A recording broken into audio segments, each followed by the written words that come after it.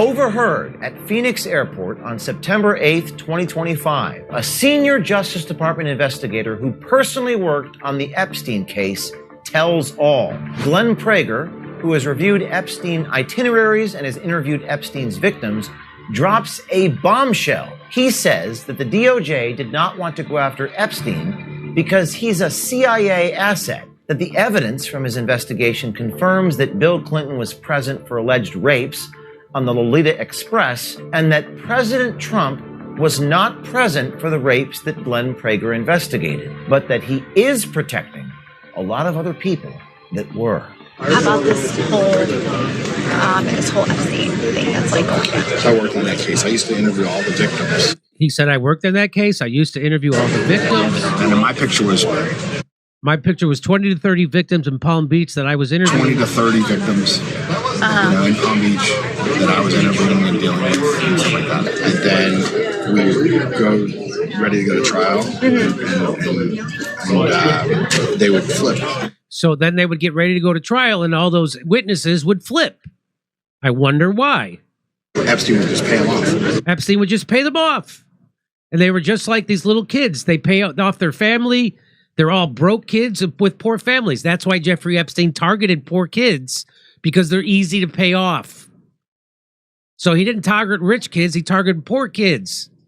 Yeah. Once everyone's poor, everyone will be very easy to pay off. And they were just like little kids. You know, they pay off their family. They're all broke kids and poor families and all. So you pay them off like anywhere from $150,000 to $500,000. Nothing in that guy's family. So you pay them off with $150,000, maybe $500,000, which is nothing to an international trafficker who's got the biggest single family residence in Manhattan, which is Jeffrey Epstein.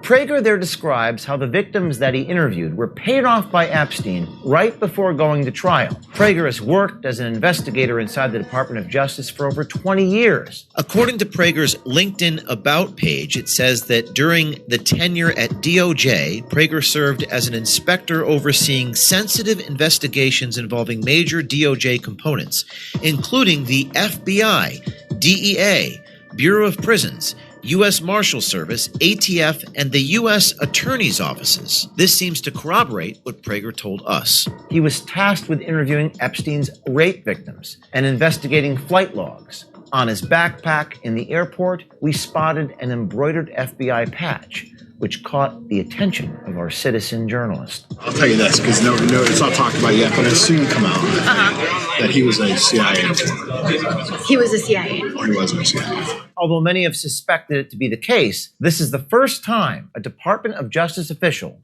has confirmed that Epstein worked for the CIA and is a foreign asset. So DOJ was settling a case, and they were just letting him, do house arrest and they minimized his arrest. Part of that is because all the victims kept on flipping, and they didn't have anyone to go to trial with. The more importantly part is they didn't want to go after him. He's a asset for the United States and Israel for the CIA. So there it is, Kurt. He did mention Israel. He goes, he's an asset for the United States and Israel for the CIA. So he does say it. I just know that's what he was, and that's why he was protected so long for this. And people turn a blind eye about all this garbage that he was doing in the United States. So it says people have turned a blind eye to all the garbage Epstein was doing. He had a lot of secrets, with more about Israel stuff than anything else. Well, who could secrets?